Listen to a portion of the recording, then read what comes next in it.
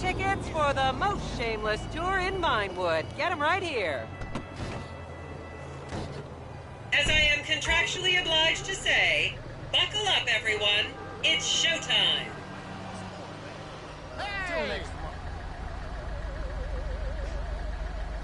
What the hell? It's going well. I just want to lose a couple more pounds. Vinewood is often referred to as the anal bleaching capital of the world. A refill on the blood pressure medication? Just Tanta gente para ir al doctor. That was thanks, Doc. see you in a few weeks. I can't wait to learn more about this place.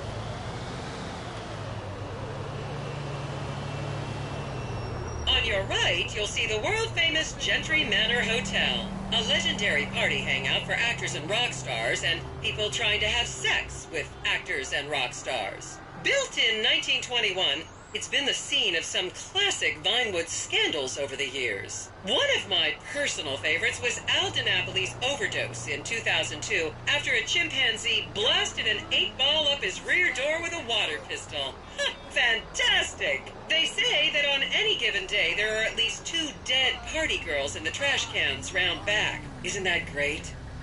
Okay, smartphones at the ready, celeb spotters. We are now approaching the legendary nightclub, the Dungeon Crawler. Opened in 1996, the club is famously owned by actor Bruce Spade, who has a custom-built elevated VIP table so that he looks the same height as everyone else. It remains one of Vinewood's hottest night spots for the rich and famous to do drugs and date rape impressionable fans. Play your cards right, and that could be you! The Dungeon Crawler was in the news again recently when comedian Morgan Chester allegedly ran over a doorman in his SUV for not laughing at one of his jokes. Yo! Long time no see. Oh, and now a treat for you closet glam rockers on board. We're coming up to the infamous Tequila La Rock Bar. Back in the day, this was a restaurant run by the mob until it got shut down over the Adam's apple in the soup controversy of 1982. It reopened as the Tequila La Bar in 1983 and soon became a mecca for hair metal bands and fans from across the country. It's rumored that the Love Fist song Dangerous Bastards was written about a night they partied here on Mescaline with some transgender twins.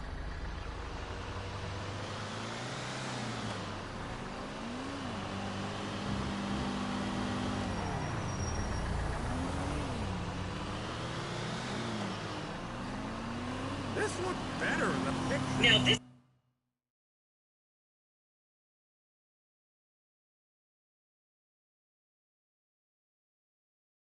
house up ahead is one of the many private residence of action movie director Mark Fostenberg. Fostenberg still maintains he was out of town when a 15-year-old Mexican girl was found dead in his pizza oven in 2007. The case was settled out of court and all charges were dropped. The girl's family now live on the next street. So this is the house of television exercise guru The Craze. You might have seen him degrading himself recently on Rehab Island. Do any of you remember the 80s? Huh, strange times. People didn't go to the gym back then. They did jumping jacks in front of the TV and leg warmers and headbands. The Craze swapped his gold lame leotard for a crack pipe in the 90s, but is reportedly now clean and in the best shape of his life. That's Vinewood's code for, he's trying to make a comeback. This is the home of celebrity wild child Martha Term. Daughter of 70s comedy star Joni Term, Martha spent her teens partying on booze, her early 20s partying on coke, and her mid-20s staring at her shoes on heroin. Her tell-all autobiography about the difficulties of growing up really rich in Vinewood only sold 30 copies last year.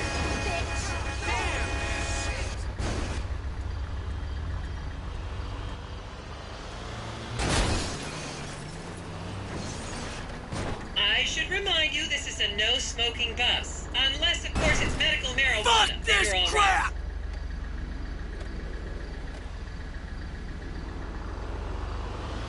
I don't have stuff like this in East LS.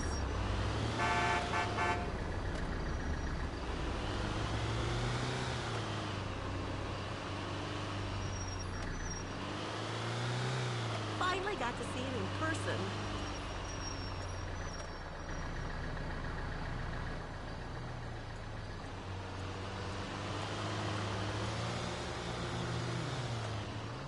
¡Esto no es la oficina del doctor!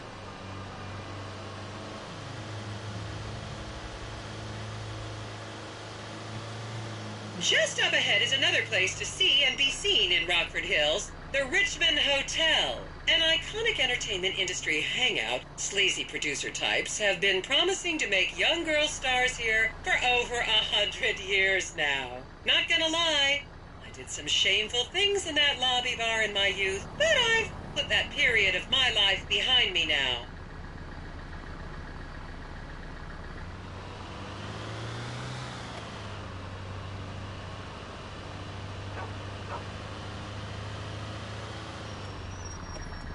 I was a member of the jury in the 1991 movie Last Will and Testament. They cut my line. I can't believe it. There is so much about this place that I didn't know.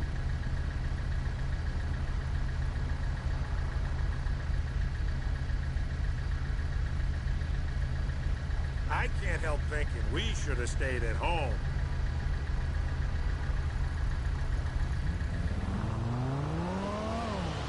Wow, they don't have stuff like this in my neighborhood.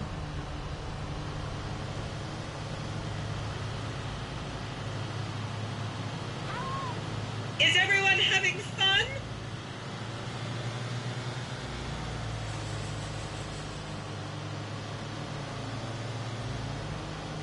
Let's never leave. Hello? Is that you for dollars?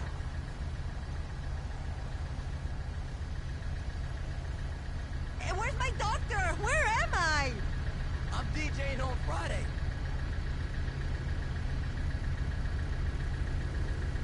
So much to learn.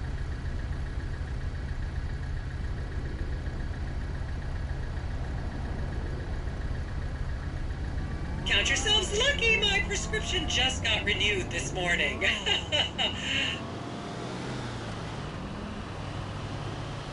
picked up the baby powder for your taping. I just Here can't you get can used see to the that landmark smell around here. Weasel Theater, which was opened here in Morningwood in car ain't quite the 1930. party bus. Some of the Some biggest other time. movies in history have premiered at this theater, including Blue Blood, Shoulder of Orion, and The Many Wives of Alfredo Smith. You might remember the controversial premiere of the gladiator comedy Lions and Donkeys in 1984, when star Chip Hampton walked up the red carpet with two slaves in chains.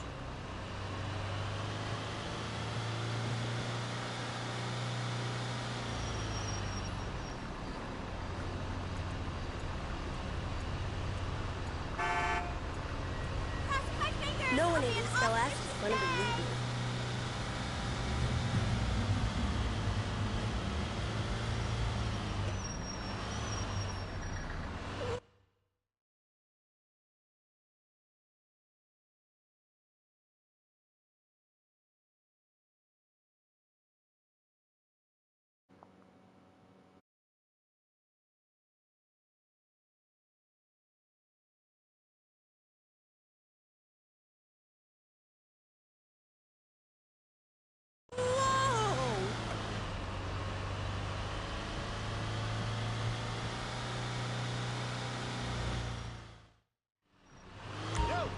And now to our left, ladies and gentlemen, is the famous Richards Majestic Studios. The product placement for classics like Nelson and Naples and Rum Runner, and the not-so-classics like Vinewood Zombie and Shoulder of Orion 2 was shoehorned into the final edits right behind those very gates. Everyone has a favorite Solomon Richards movie. An American Divorce really helped me through a difficult time when I was bankrupting my first husband. Oh, come on, don't people in the Midwest watch movies? You must have seen Defender of the Faith. No? Wow, tough crowd.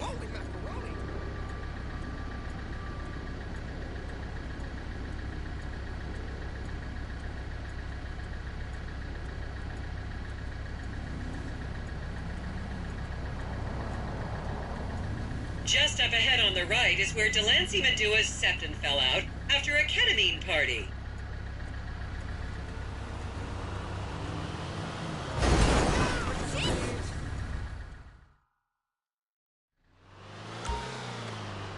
Okay, people, get those cameras out. This is Portola Drive. You won't get a better chance to spot a celebrity in its natural habitat. As you can see, the recession hasn't hit this part of town very hard. These are some of the most offensively high-end designer stores in the country. And now, some fun trivia for you. There have been a number of movies shot on Portola Drive, mostly awful ones about rich idiots, including the blockbuster 2005 romantic comedy, Shoe Whore. It's credited with sending women's rights back 50 years. The store we're passing now is where British star Charlotte Crown was caught on film in the changing room, eating and purging the same burrito over and over again, just like a dog. No, I'm out now.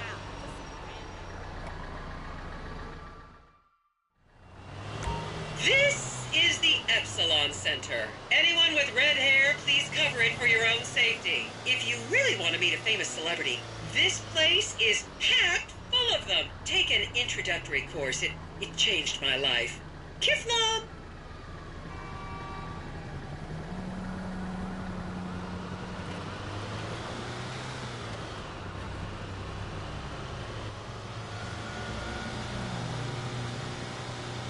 Estoy muy confundida ahora. What do you think you're doing? Yeah, another one for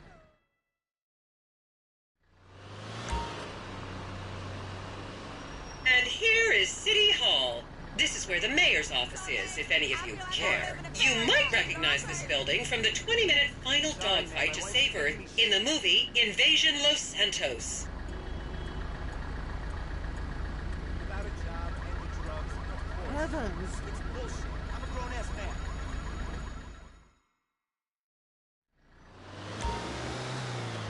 And here we have the beautiful Oriental Theater. Riots broke out on the theater's opening night in 1928 as desperate fans tried to get upskirt shots of the legendary silent movie star Miriam Turner, much like you're doing today, except with really heavy cameras. My daughter tells me it isn't politically correct to say Oriental anymore, but considering some of the other common terms for Asians in the 1920s, the name could have been a lot worse. There's a saying that to go to Los Santos and not see the Oriental Theater is like going to China and not visiting a burger shop. You know, I've never really understood what that means, but... And here we are, back on the strip. As they say in Vinewood, that's a wrap, folks. I hope I managed to take your minds off the economic downturn for just a little while. I'd like to remind any Europeans that 1% is an insult, not a tip. Enjoy the rest of your vacation. God. Ah, it's insured. Don't be a dick. Sweet Lord! Ow! Excuse me. Ow!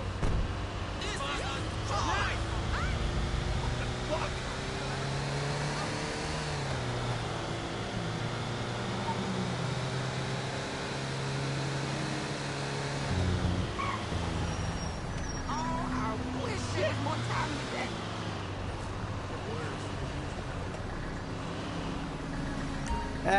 Hey, I'll take a rain check. This car ain't big enough.